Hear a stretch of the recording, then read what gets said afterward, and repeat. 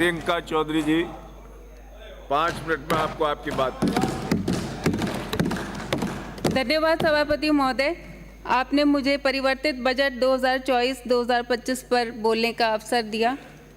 मैं सर्वप्रथम माननीय मुख्यमंत्री जी भजनलाल जी शर्मा एवं माननीय उप मुख्यमंत्री श्रीमती दिया कुमारी जी को हार्दिक बधाई देना चाहूँगी कि आपने एक ऐतिहासिक बजट राजस्थान के लिए अपने कार्यकाल के प्रथम सत्र में दिया, तो मैं उनको हार्दिक बधाई और शुभकामना देना चाहूँगी। इस सदन में जो चर्चा सुन रही थी, 3 दिन से जो चर्चा हुई, उसमें एक बात बार बार आई, पर्ची की बात बार बार आ रही थी। पर्ची इधर भी है, पर्ची उधर भी है, हम बीच में हैं, हम उस पंक्ति में हैं जो ना में है ना हाँ में है। लेकिन जब पर्ची की बात आती है, मैं माननीय मुख्यमंत्री भजनलाल जी के लिए 4 पंक्तियां कहना चाहूँगी, क्योंकि माननीय मुख्यमंत्री जी पे आज राजस्थान की जनता को जो भरोसा है, जो विश्वास है, एक साधारण सा कार्यकर्ता भी पूरी हिम्मत के साथ, विश्वास के साथ ये बोलता है कि नहीं, मैं मुख्यमंत्री जी को जानता हूँ और आधी रात को भी जाऊँगा तो मेरा काम होगा। तो इसलिए मैं माननीय मुख्यमंत्री जी के लिए 4 पंक्तियाँ कहना चाहूँगी। इत्तेफाक अपनी जगह, खुशकिस्मती अपनी जगह, खुद बनाता है आदमी जहां में अपनी जगह। तो पर्ची तो अलग बात है।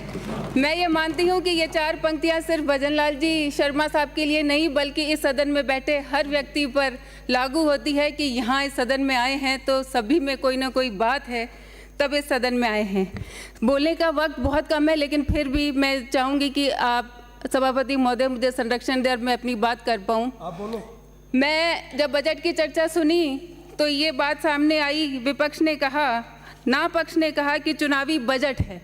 मैं मानती हूँ कि चुनावी बजट बोलना ही इस बजट की खासियत को हमारे सामने लेकर आता है, क्योंकि जब आप चुनावी बजट बोलते हैं तो इसका मतलब ये होता है कि जो नीति है वो स्पष्ट है और जो नीयत है वो नेक है। आपने जो ना पक्ष ने, जो पूर्ववर्ती सरकार ने काम किया, वो सिर्फ किसान की बात करें, चाहे युवाओं की बात करें, चाहे महिलाओं की बात करें, चाहे दलितों की बात करें, आपने सिर्फ उसको राजनीति करने के लिए एक मुद्दा बनाया और इसीलिए जो घोषणाएं की वो अंत में की। मैं धन्यवाद देती हूँ आदरणीय मुख्यमंत्री भजनलाल जी शर्मा साहब को और श्रीमती दिया कुमारी जी को, जिन्होंने पूरे राजस्थान के विजन को ध्यान में रखते हुए इस प्रदेश को फिर से आगामी श्रेणी में किस तरह लाया जाए, इसके लिए उन्होंने जो ये बजट दिया, मैं धन्यवाद देती हूँ और राजस्थान की पूरी जनता की तरफ से धन्यवाद देती हूँ। अभी बहुत सारी चर्चाएं हुई, युवाओं की बात सभी करते हैं। मैं आपसे पूछना चाहूँगी कि ये जो युवाओं के रोजगार की बात करते हैं, कहाँ गए थे पिछले 5 साल जब हमारा राजस्थान बेरोजगारी में दूसरे नंबर पर था? बेरोजगारी भत्ता देने की बात करते हैं, युवाओं को बेरोजगारी भत्ता नहीं, रोजगार चाहिए।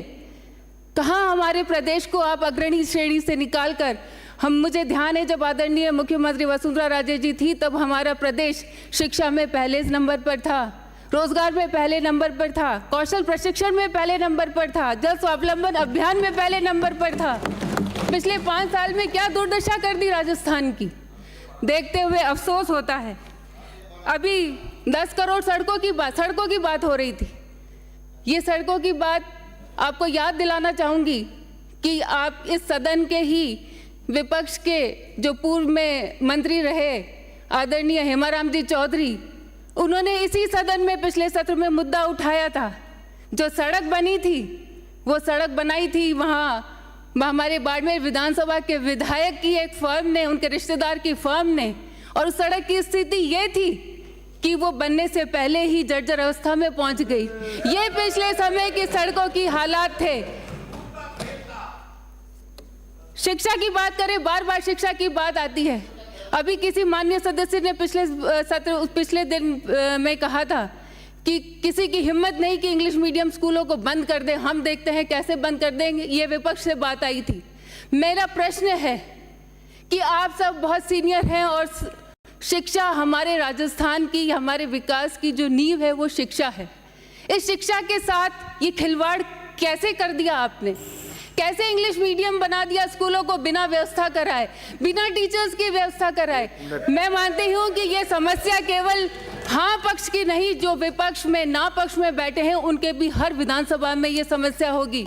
वहाँ के बच्चों का रजिस्ट्रेशन, जो गवर्नमेंट स्कूल में बच्चे पढ़ते हैं उनका रजिस्ट्रेशन कम हो रहा है। क्यों? क्योंकि टीचर्स नहीं है। 8th जो मिडिल स्कूल के जो है टीचर्स हैं वो 12th के बच्चों को लेकर बैठे हैं।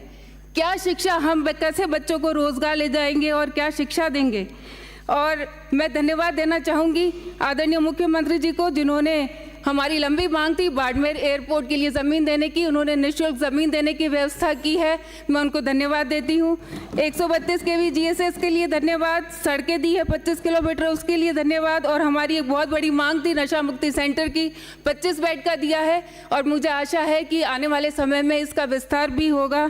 मैं मांग करूँगी कि एक मिनट मांगने तो दीजिए सभापति महोदय, सदन की नेता अपना वक्त सर बस मांगने दीजिए, एक चीज मांगने दीजिए कि मैं धन्यवाद देती हूँ आदरणीय मुख्यमंत्री जी ने जो हरियाणा राजस्थान मिशन की बात की है, जो अर्बन लंग्स की बात की है, एक ऑक्सीजोन पर ऑक्सीजोन की मांग हमने की है, जिसमें बावड़ियां हैं, जिसमें धार्मिक स्थल है, तो उसमें एक 5 किलोमीटर के क्षेत्र के अंदर अगर वो ऑक्सीजोन का प्रोजेक्ट हमारे बाड़मेर को दिया जाए तो निश्चित रूप से वहाँ पर्यावरण को बचाने में मदद मिलेगी।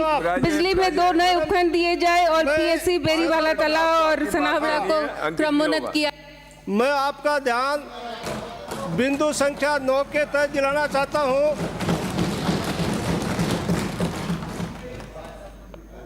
बजट के बिंदु संख्या 9 के अंदर